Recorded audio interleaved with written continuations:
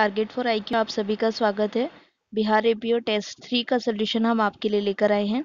आज हम इसमें कुछ डिफरेंट करेंगे। आज हम इसमें जो टेस्ट के जो टॉप 10 स्टूडेंट्स हैं उनके नाम भी आपके सामने रिवील करेंगे। तो चलिए हम स्टार्ट करते हैं। सबसे पहले हम क्वेश्चन देखेंगे इंग्लिश में। जैसा कि आप सभी जानते हैं 10 क्वेश्चन इंग्लिश में होते हैं, 10 हिंदी में। पहला जो क्वेश्चन है वो मैच का है। आप ये एक तरफ सेक्शन है और एक तरफ उसमें दिए हुए हेडिंग्स, क्या कहता है वो सेक्शन, और आपको मैच करना है। तो देखिए सेक्शन 104 क्या कहता है। 104 जो है ऑप्शन इसका सी नंबर का नहीं, इसमें आएगा B, burden of proving fact to be proved to make evidence admissible. जो एविडेंस एडमिसिबल करना चाहते हैं उसके लिए जो बर्डन ऑफ प्रूफ का जो सेक्शन है वो 104 है। 106 स्पेशल नॉलेज की बात करता है तो इसमें आएगा डी, और 105 में आएगा एक्सेप्शन एक्यूज्ड। तो हमारा जो ऑप्शन है करेक्ट, ए वाला ऑप्शन हमारा करेक्ट हो जाएगा। ये इससे देखिए ये पर्टिकुलर इससे मैच कर रहा है। नेक्स्ट जो हमारा क्वेश्चन है वो है 1983 में कौन सा सेक्शन अमेंड हुआ था, इसकी बात कर रहे हैं। तो जो हमारा करेक्ट आंसर है वो है आंसर नंबर बी। इसमें क्या हुआ था, 113 ए और 114 ए दोनों 1983 में अमेंडेड हुए हुए सेक्शन है। नेक्स्ट जो है आपके सामने है ये एक लैटिन मैगजिम है, आप सभी देख रहे हैं इसको। ये एक लैटिन मैगजिम है और ये पूछा गया है कि ये जो लैटिन मैगजिम है ये किस कॉन्सेप्ट से रिलेटेड है, क्या एस्टॉपल से है, क्या हॉस्टाइल विटनेस से है, लीडिंग क्वेश्चन से है। तो इसका जो सही आंसर है वो है एस्टॉपल। एस्टॉपल से रिलेटेड ये एक लैटिन मैगजिम है। नेक्स्ट जो है हमारा क्वेश्चन देखिए क्या कहता है कि ऐसा कौन सा केस था जिसमें क्रिमिनल लॉ अमेंडमेंट एक्ट 1983 पूरा का पूरा नया क्रिमिनल अमेंडमेंट एक्ट आ गया, पूरे सब में चेंजेस हो गए। तो वो केस था Tukaram versus State of Maharashtra का। Very important case, very leading case. ये इस केस को पॉपुलर नेम क्या है इसका, वो आपको कमेंट बॉक्स में मुझे आंसर करना है। Tukaram versus State of Maharashtra के केस को किस और नाम से जाना जाता है, और जो एविडेंस एक्ट का कौन सा सेक्शन था जो इस पर बेस्ड है, जो नया अमेंडमेंट किया गया था। नेक्स्ट चलते हैं रेस इप्सा लोक्यूटर, घटना स्वतः प्रमाण। तो वो सेक्शन ये लेटर मैगजीन से डील करने वाला सेक्शन है 106। 106 क्या कहता है, स्पेशल नॉलेज वाला। तो घटना स्वयं बोलती है कि इस बंदे को स्पेशल नॉलेज होगी।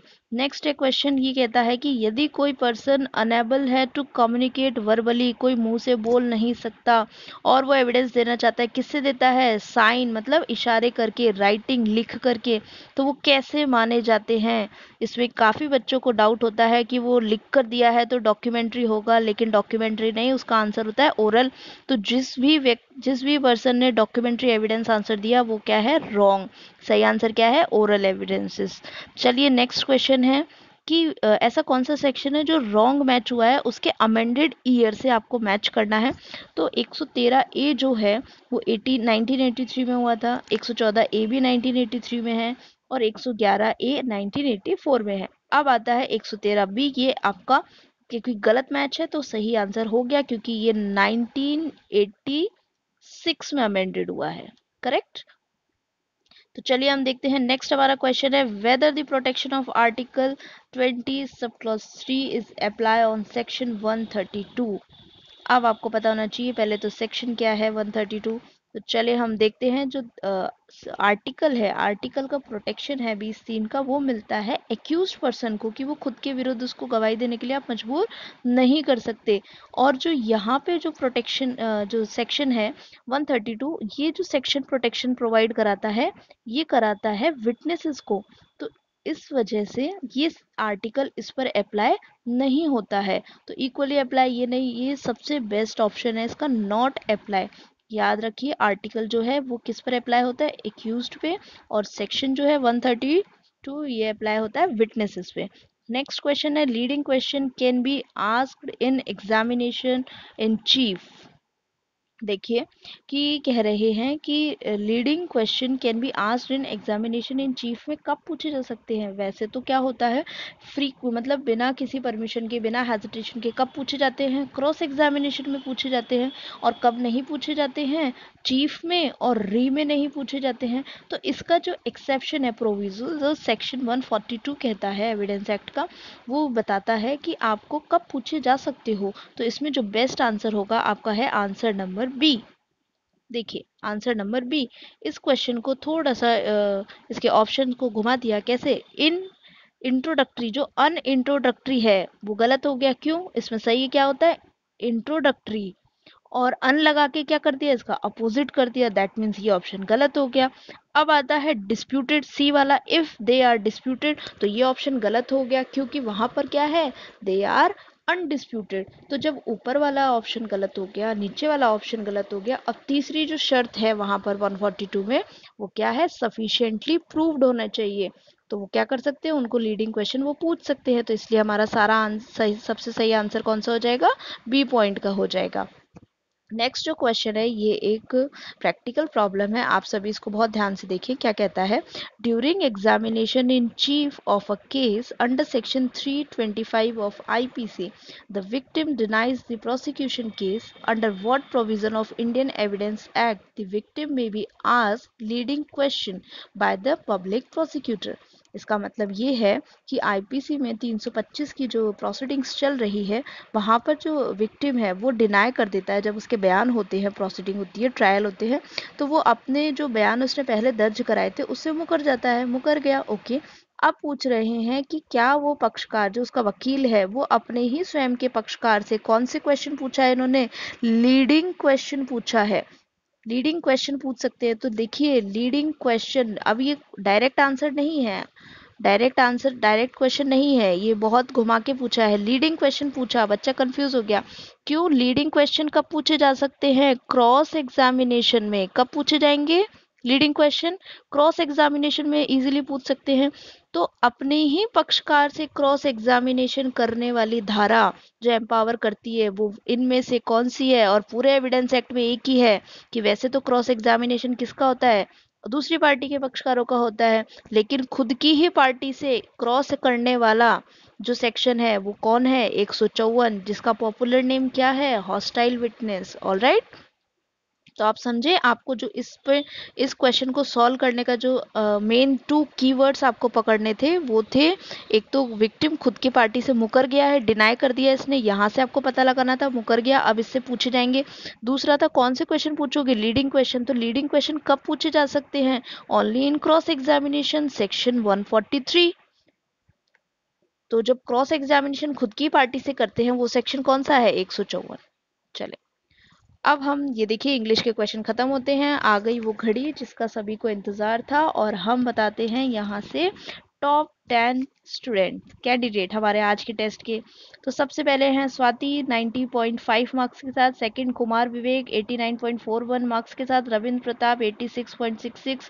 आर्या सिंह 85। मीनाक्षी 83। शमशाद 80। अनुराग प्रवीण त्रिपाठी, दोनों को टाई हो गया है रैंक 7 पे 76 मार्क्स के साथ। रैंक 8 पे दो कैंडिडेट हैं, Alka Singh and Rashmi 75 marks के साथ। नेक्स्ट 9 नंबर पे है अभिनव 66 नंबर के साथ। और 10 नंबर पे है अंकुर द्विवेदी 60.09 मार्क्स के साथ। तो इन सभी को बहुत बहुत बधाई, इन्होंने बहुत मेहनत की और अच्छे से पेपर दिया। नेक्स्ट, आप भी इस तरह से हमारे साथ शामिल हो सकते हैं, हमारे टेस्ट सीरीज को ज्वाइन कर सकते हैं। अभी बहुत सारे टेस्ट बाकी हैं, 17 टेस्ट बाकी हैं। 3 हो गए तो क्या हुआ, अभी 17 टेस्ट बाकी है। तो चलिए हिंदी का टेस्ट हम देखते हैं। सबसे पहला सवाल है, वे दस्तावेज जिसके बारे में धारा 123 में विशेष अधिकार बताए गए हैं, तो वो कौन से होते हैं? जो पब्लिश नहीं होते हैं, मतलब जो अखबार में जो चीज़ निकल गई गजट में, वो तो सब जनता के लिए, अखबार तो सबके घर जाता है। तो ऐसे जो डॉक्यूमेंट्स, ऐसी बातें जो किसमें हो, पब्लिक में ना हो, कौन सी होती हैं? अप्रकाशित शासकीय अभिलेख। नेक्स्ट जो है, किस धारा में सबूत का भार किस पर होता है? जांचने की कसौटी है, मतलब कि आप चेक कर सको, टेस्ट लगा सको कि किस पर है बर्डन ऑफ प्रूफ। तो वो दिया हुआ है 102 पर। क्या कहता है 102 में? कि कोई भी पार्टी मत दो सबूत, और कोई भी पार्टी के सबूत न देने पर जो फेल हो जाए जांच, सॉरी, सबूत का भार किस पर है? उसी पर्सन पर है। तो ये क्या हो गई? जांचने की कसौटी हो गई। नेक्स्ट है सबूतों का परिमाप। देखिए दीवानी में मैंने फर्स्ट जो वीडियो है, अगर आपने नहीं देखा हो तो आप हमारे चैनल के राजस्थान आरजीएस वाले प्लेलिस्ट में जाइए और वहां पर देखिए, जो एविडेंस एक्ट का मेरा फर्स्ट वीडियो है, बेयर एक्ट से कुछ अलग हटके, उसमें मैंने पहले ही बताया हुआ है कि जो सिविल मामलों में एविडेंस लिए जाते हैं वो कैसे होते हैं। सिविल मामलों में रूल ऑफ प्रीपोंड्रेंस चलता है। रूल ऑफ प्रीपोंड्रेंस का मतलब होता है एक पक्षकार तो देती है 59 और दूसरी जो पक्षकार होते हैं वो कितने देते हैं, 51 देते हैं। तो ये क्या होता है, रेशो होता है। एक 59 एविडेंस और एक 51, इसका मतलब होता है 51 वाले का पलड़ा ज्यादा भारी हो गया, आधे से ज्यादा सबूत दे दिए। और दूसरा होता है क्रिमिनल। क्रिमिनल वाला जो होता है उसमें प्रूफ करना होता है बियॉन्ड रीजनेबल डाउट, 100%। क्रिमिनल में मैटर में एक पक्षकार को कितना प्रूफ करना पड़ेगा, 100%, और दूसरे को 0%। इतनी कोई गुंजाइश ही ना बचे, तभी क्या होता है, वो बियॉन्ड रीजनेबल डाउट। करेक्ट। तो दीवानी मामलों की तुलना में आपराधिक मामलों में क्या होते हैं, अधिक होता है सबूत का परिमाप, इसलिए हमारा ऑप्शन नंबर बी करेक्ट हो जाएगा।